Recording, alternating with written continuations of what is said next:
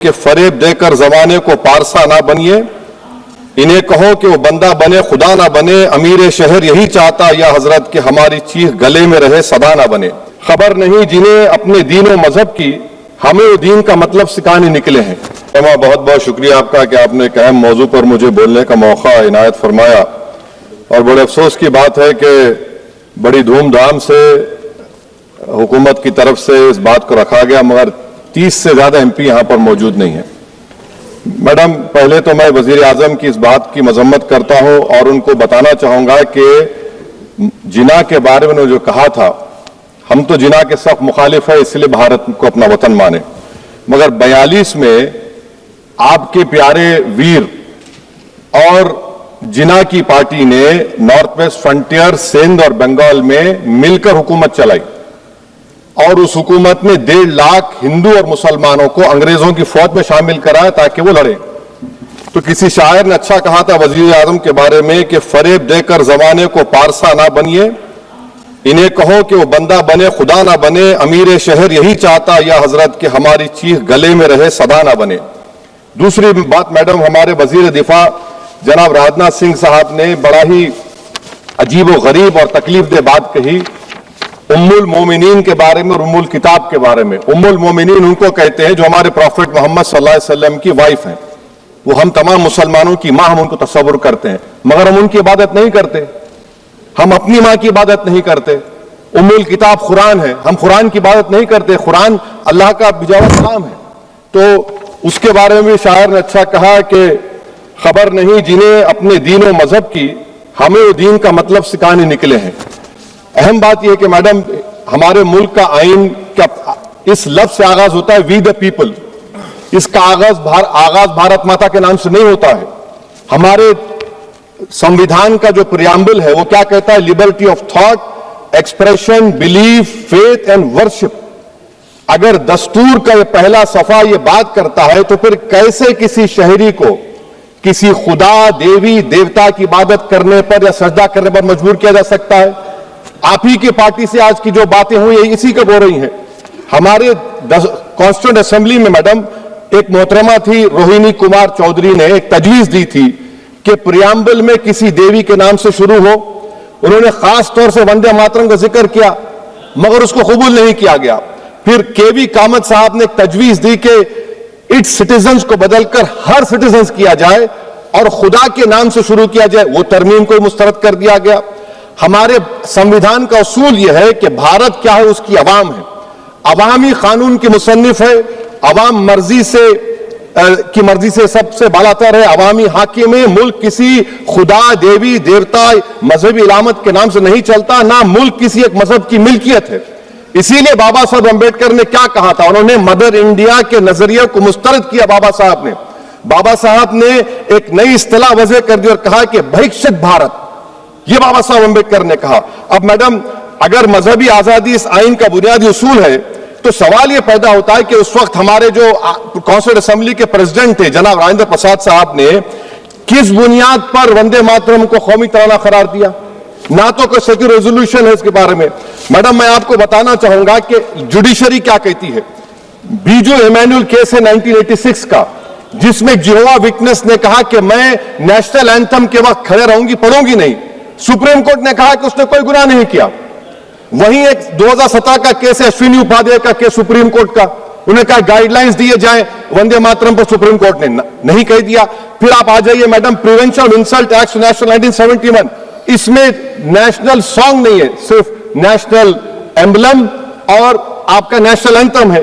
फिर आप आ जाइए 40th अमेंडमेंट आर्टिकल 51A 76 में पास हुआ, उसमें भी इसका कोई जिक्र नहीं है। मैडम, मैं आपके सामने बताना चाहूंगा कि हमारा भारत एक इसका मजमुआ क्या है। इसमें हिंदू है, मुसलमान है, सिख है, ईसाई है, जैन है, एथिस्ट है, मेहनतकश है, किसान, गरीब, मजलूम और दलित है। मगर अगर जो तकारीर आज हमने यहां पर सुनी और बाहर जो सुनते हैं, अगर भारत को देवी कहने और उसके आगे सजदा करने, तो दरअसल कौम परस्ती को, वतन से मोहब्बत को मजहब में तब्दील कर रहे और फिर यहां पर बोल रहे कि अगर भारत में रहना है तो वंदे मातरम गाना पड़ेगा। भाई, ये तो संविधान के खिलाफ है, सुप्रीम कोर्ट के जजमेंट के खिलाफ है। अगर वंदे मातरम मैडम कौमियत का मियार है तो फिर सवाल यह है कि हजरत मोहानी की कौमियत क्या थी जिसने इनकलाब जिंदाबाद का नारा दिया। अगर यूसुफ मेहर अली ने quit India Simon go back का नारा दिया तो उसकी कौमियत क्या थी। अगर हैदराबाद से मौलवी अलाउद्दीन जो मक्का मस्जिद का पहला मुजरिम है काला पानी में, और तूरेबाज खान जो मारकर लाश को लटका दिया गया था हैदराबाद में 8 दिन तक, उसकी कौमियत क्या थी। अगर इनायतुल्लाह काफी जो जिहाद का फतवा अंग्रेजों के खिलाफ दिया मुरादाबाद में, जब उनको 2 दिन में फांसी की सजा दी गई, और जब फांसी की सजा के वो जा रहे हैं तो इनायतुल्लाह मौलाना काफी की जबान पर क्या था, वो रसूलुल्लाह हमारे प्रॉफिट की नात पढ़ रहे थे। क्या पढ़ रहे थे? कोई गुल बाकी रहेगा ना चमन रह जाएगा, पर रसूलुल्लाह का दीन हसन रह जाएगा। तो उनकी कौमियत क्या थी। माल्टा की जेल में महमूद उल हसन, हुसैन अहमद मदनी 6 महीने माल्टा की जेल की ग्राउंड में पड़े रहे, उनकी कौमियत क्या थी। अल्लामा फजल खैराबादी का वो सल काला पानी का पुकार पुकार कर इनसे पूछ रहा है, जो वहीं पर मर गए, खबर वहां पर है, बताओ मेरी कौमियत क्या थी। मैडम, मैं एक मुसलमान हूं, मैं इस्लाम को मानने वाला बावकार इंसान हूं, और मेरे मजहब की बुनियादी तालीम तौहीद है। ला इलाहा इल्लल्लाह, नहीं है कोई खुदा सिवा अल्लाह के।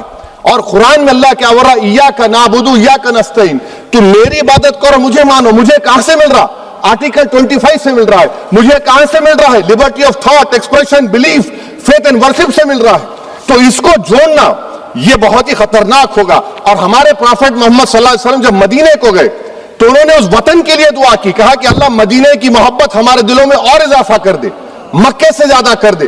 तो ये इस्लाम, मुसलमान होना, हमारे ईमान में मुल्क की मोहब्बत बीच में नहीं आती, और मुल्क से मोहब्बत है और रहेगी हमेशा, क्योंकि ये अजीम कुर्बानियां यहां पर शामिल है जिन्होंने जंग आजादी में हिस्सा नहीं लिया।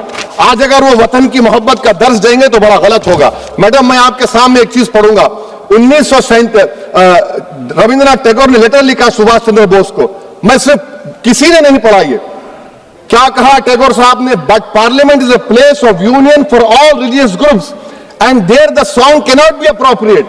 When Bengali Muslims show sign of stubborn fanatism, we regard as intolerable. When we too copy them and make unreasonable demands, it will be self-defeating. ये मैं इसको ले करूंगा मैडम, आप देख लीजिए। फिर दूसरी तरफ मैडम आप आ जाइए, मैं यहां पर बैठकर, हाँ, जितने तकारीर यहां पर हुए सब जनगण मन पर तनकीद किए। तो मैडम मुझे ये कहना पड़ेगा कि जनगण मन पर आप लोग इतनी तकलीफ क्यों उठा रहे हैं? आखिर इतनी तकलीफ क्यों है? तो मैं जब जाकर देखा तो मुझे 28 दिसंबर का ऑर्गेनाइजर मैगजीन का आर्टिकल मिला, जिसमें ऑर्गेनाइजर लिखता है कि what is the moral sanction behind government choice of Jana Gana Mana except that it can be made an item of entertainment at the sumptuous parties thrown by government officials. आप बताइए, इसका बोलेंगे आप? और फिर उसके क्लेम कैसा करते हैं? It will mean we can not love our motherhood. Madam please, it will mean that Vande Mataram is buried alive with the word Jangan Mana on the tombstone, for the tomb will also be Jangan Mana of the will of the people. इस पर आप क्या बोलेंगे? Madam, मैं आपको ये बताना चाह रहा हूं कि वतन की मोहब्बत हमारे लिए बहुत अहम है, मगर ये बताइए हमको कि अभी मैडम यहां पर आनंद मठ के बारे में बहुत कुछ कहा गया। मैं सिर्फ 2 मिसालें आपको देता हूं। आनंद मठ के पेज नंबर 70 और 80 को पढ़ लीजिए। इसके बाद सनातन जहां मुसलमानों के घर पाते थे, इन्हें आग लगा देते थे। आप पेज नंबर 98 पढ़िए, हमें सिर्फ मुसलमानों को जड़ से खत्म करना है क्योंकि खुदा के दुश्मन बन चुके हैं। फिर आप पेज नंबर 115-16 दीजिए, फिर मुख्तलिफ इलाकों में मुसलमानों को सदा देने के लिए भेजे जाते, जहां मुसलमान आबादी नजर आती जला दिया जाता। फिर आप देख लीजिए मैडम सफे नंबर 120 पेज 120, बंकिम लिखते हैं कि सनातियों को मालूम नहीं था कि अंग्रेज हिंदुस्तान को निजात दिलाने वाले हैं। ये आप क्यों कर रहे हैं? अब आप मैडम, मैं आपको पेपर्स दे कर दूंगा। मैडम, भारत में हमारी आजादी इसलिए आई और बरकरार रही कि हमने मुल्क और मजहब को एक चीज नहीं बनाया। हमने ऐलान किया कि हमारी मुल्क मुख्तलिफ तबकात मज़ाहिब पर मुश्तमिल है, हमारे मुश्तरका तकदीर हमारी कौमियत का सरचश्मा है, यह खास जबान सकाफत मजहब नहीं है। अगर वंदे मातरम का मतन कौम और मजहब को एक बना देता है, अगर हम इसे टेस्ट बनाते हैं वफादारी का, तो फिर मान लीजिए कि यह गांधी, अंबेडकर, टैगोर, बोस और लाखों आजादी के सिपाहियों की सोच को छोड़कर गोडसे की सोच की हिंदू कौमी परस्ताना, मैं खत्म कर रहा हूं, कौमी हिंदू कौम परस्ताना को इख्तियार करेंगे। मुझे वतन से बेइंतहा मोहब्बत है मैडम, और इंशाल्लाह हमेशा रहेगी, मगर बावजूद इसके कि मेरी मस्जिद, मेरी इबादतगाह, मेरे कपड़े, मेरे कारोबार पर हमले होते, मगर मैं फिर भी कहता हूं कि वतन मेरा और वतन को हम छोड़कर नहीं जाएंगे। मगर हुब्बुल वतनी का क्या मुतालबा है? हुब्बुल वतनी ये कहता है कि वतन से मोहब्बत है तो जुल्म को खत्म करो, गरीबी को खत्म करो, बेरोजगारी को खत्म करो, जबर का खात्मा करो, अमन का गहवारा बनाओ, पाकिस्तान की दहशतगर्दी को खत्म करो, एक्सप्लॉयटेशन को रोको, शरारत को रोको, मुल्क के खिलाफ की जाने वाली साजिश खत्म करो। मैडम, भारत एक चमन है जहां पर हर फूल को खिलना चाहिए, और अगर कोई इस फूल के अगर पूरे फूल खिलेंगे तो उसकी खुशबू से ये वतन मुअत्तर होगा। मगर अगर इस चमन का माली ये कहेगा कि एक ही फूल खिलेगा, तो मैं जिम्मेदारी के साथ कह रहा हूं, अगर एक ही फूल खिलेगा तो वो सहरा बन जाएगा और माली माली नहीं रहेगा, वो जल्लाद कहलाएगा। तो इसीलिए मैडम, हम उम्मीद करते हैं कि हुकूमत इस पर जोर जबर ना करे। मेरा राइट है, यकीनन मैं जानता हूं कि आजादी के लड़ाई में वंदे मातरम का नारा था, मगर अगर आप इसको जबर करेंगे तो ये संविधान के खिलाफ है। वफादारी का सर्टिफिकेट हमसे मत लीजिए मैडम, खत्म कर रहा हूं। वफादारी का सर्टिफिकेट हमसे मत लीजिए। आपके बुजुर्गों के कोई एक किताब में लिख के क्या लिखा है बता दीजिए, कहां पर क्या लिखा हुआ है। तो मैडम, मैं इस शेर पर अपनी बात को खत्म कर रहा हूं मैडम, मैं इस शेर पर अपनी बात को खत्म कर रहा हूं मैडम, मैं अपनी बात को खत्म कर देता हूं मैडम, क्योंकि आप बहुत जल्दी में हैं। कि भारत जिंदाबाद, हिंदू मुसलमान जिंदाबाद, दलित जिंदाबाद, ईसाई जिंदाबाद, आदिवासी जिंदाबाद, जो किसी खुदा को नहीं मानते वो भी जिंदाबाद, और मैडम सब पिछड़ा सब आ गया इसमें। तो हम उम्मीद करते कि इस रूह को आप समझेंगे अगर आप सिर्फ अपनी आइडियोलॉजी को लेकर चलेंगे। और आखिर मैडम, जनाब बंकिम चंद्रा साहब के बारे में मैं आपके सामने डॉक्यूमेंट लेकर रहा हूं कि उन्होंने बीए का एग्जाम पास नहीं किया था, 7 मार्क्स से फेल हो गए थे, ये भी रख रहा हूं। तो आप जिसका लिटरेरी जायंट बता रहे, ये नहीं है। बहुत बहुत शुक्रिया।